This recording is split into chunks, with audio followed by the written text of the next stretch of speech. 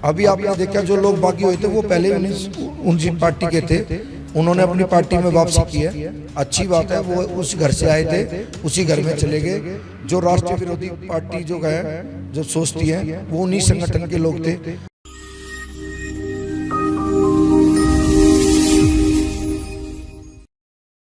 हरियाणा विधानसभा चुनाव को लेकर चुनाव प्रचार में तमाम प्रत्याशी अपनी अपनी जनता के बीच जा रहे हैं। हमारे साथ खास बातचीत करने के लिए गुड़गांव विधानसभा से बीजेपी के प्रत्याशी मुकेश शर्मा हैं, उन्हीं से हम जानते हैं। मुकेश जी, क्या माहौल लग रहा है आपको?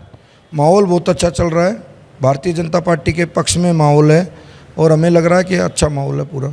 बहुत क्या विजन लेकर जा रहे हैं आप जनता के बीच में? हमारा जो विजन है, हमको लगता है कि गुड़गांव में जाम बहुत ज़्यादा है और जाम के लिए हमने सबने सोचा है कि हम पूरे गुड़गांव के अंदर चारों तरफ, ठीक है, पूरे गुड़गांव के अंदर हमें लगना चाहिए कि एलिवेटेड रोड बनना चाहिए और उस एलिवेटेड रोड के लिए हम सब लोग पूरा प्रयास करेंगे, क्योंकि ऐसा माहौल पहले जयपुर में था, पॉपुलेशन ज़्यादा होगी, जयपुर के जो रोड थे वो बिल्कुल छोटे हो गए थे, आज वही जयपुर है। एलिवेटेड रोड जब से बने हैं चारों जयपुर में आप 40 मिनट में कहीं भी जा सकते हो। ऐसा ही हम गुड़गांव में चाहते हैं। न्यू गुड़गांव जाना हो तो कोई दिक्कत नहीं हो, पुराने गुड़गांव में जाना हो तो कोई दिक्कत नहीं हो, और इनके साथ साथ मेट्रो भी चले गुड़गांव के अंदर तो बहुत अच्छी सुविधा मिल सकती है, पोल्यूशन भी कम होगा और जो ये जाम का कारण है ये भी कम होगा। आप जो बातें कह रहे हैं वो तो 10 साल में भी तो हो सकती थी, 10 साल से बीजेपी की सरकार थी, तो अब ये बातें 10 साल बाद क्यों?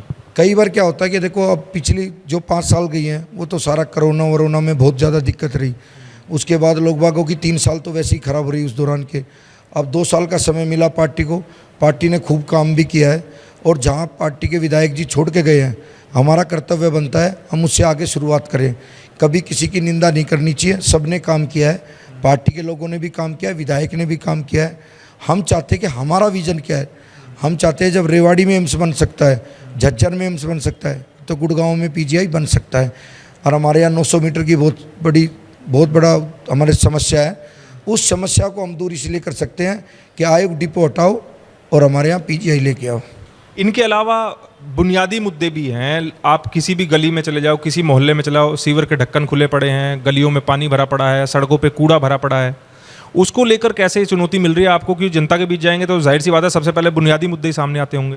अभी हमने बात की है कि हमने पहले भी अपने कार्य शुरू कर रखे थे अपने निजी कोष से भी, लेकिन अब हम सरकार से इस कार्य को कराएंगे। हमारे यहाँ क्या हुआ, जो लोकल यहाँ के लोग काम करने वाले थे ना, उनका जोन बदली कर दिया। जैसे गुड़गांव के थे वो लोग लगा दिए बादशाहपुर क्षेत्र में, अब उनकी समस्या आ रही है सफाई करने वालों की। अब ये मैंने अभी कुछ देर पहले ही अभी निगम कमिश्नर से बात की है, मैंने कहा इनको जोन में वापसी कर दो, सफाई तो कम से कम अच्छी होगी और जब सफाई अच्छी होगी तो लोगों को खुद लगेगा। ऐसा लोकसभा के दौरान भी हो गया था, अब विधानसभा में भी थोड़ा ऐसा हो रहा है।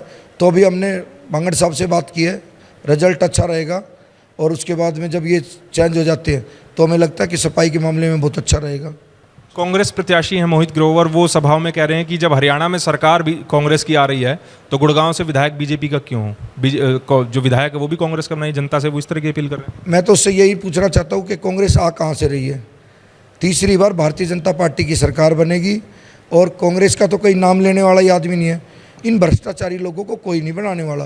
कांग्रेस ने तो हमेशा हमारे यहाँ क्षेत्र में भ्रष्टाचार किया है और दक्षिणी हरियाणा में एक नेता का बहुत बड़ा वजूद है। दक्षिणी हरियाणा में अब की बार देख लेना, जितनी सीटें दी हैं वो सारी की सारी बीजेपी की जाएंगी और हरियाणा में तीसरी बार बीजेपी की सरकार बनेगी। आपको टिकट मिलने की वजह से बहुत से नेता बागी हो गए बीजेपी के, क्या लगता है आपको उनका भी असर कुछ रहेगा आपके इस चुनाव पर? अभी आपने देखा जो लोग बागी हुए थे वो पहले ही उनकी पार्टी के थे, उन्होंने अपनी पार्टी में वापसी की है। अच्छी बात है, वो उस घर से आए थे उसी घर में चले गए। जो राष्ट्रीय विरोधी पार्टी जो है जो सोचती है वो उन्हीं संगठन के लोग थे। हमें पता था कि हमारे पिताजी ने क्या किया, हमारे पिताजी कार सेवक थे, राम मंदिर बनने में हम ही कहते हैं हमारे पिताजी का रक्त बहा है। आज हमें खुशी होती है 2024 में जब 1 जनवरी में जब 22 जनवरी को जब राम मंदिर की ओपनिंग हुई तो हमें लगा कि वास्तव में हमारे पिताजी का रक्त आज काम आया है। सबसे बड़ी खुशी हम सब लोगों को ही। जो बागी हुए उनको तो आप वापस ला नहीं सकते, लेकिन जो नाराज़ थे क्या उनको मनाने की कोशिशें चल रही है? सभी लोग मान गए हैं? 100% मान गए हैं। जिन्होंने अपना पहले मन बना रखा था वो अपनी नीतियों पे चल रहे हैं। जो और लोग हैं और सब के सब बिल्कुल पार्टी के साथ संगठन के साथ काम कर रहे हैं। मुकाबला कैसा देख रहे हैं आप? मुकाबला कुछ नहीं है यहाँ पर, किसी से चुनाव ही नहीं उठ रहा। मुकाबले की तो बात छोड़ो आप सब लोग, एक तरफा चुनाव है, ये हम आपसे वादा कर रहे हैं कि 90 की 90 विधानसभा में गुड़गांव विधानसभा सबसे श्रेष्ठ रहेगी। चलिए, बहुत बहुत धन्यवाद हमसे बातचीत करने के लिए। तो गुड़गांव से बीजेपी के प्रत्याशी हैं मुकेश शर्मा। उनका ये कहना है कि गुड़गांव विधानसभा पर एक तरफा मामला है और बीजेपी आसानी से ये सीट जीत जाएगी। मेरे सहयोगी मोनू के साथ मैं सुनील यादव, गुरुग्राम न्यूज़।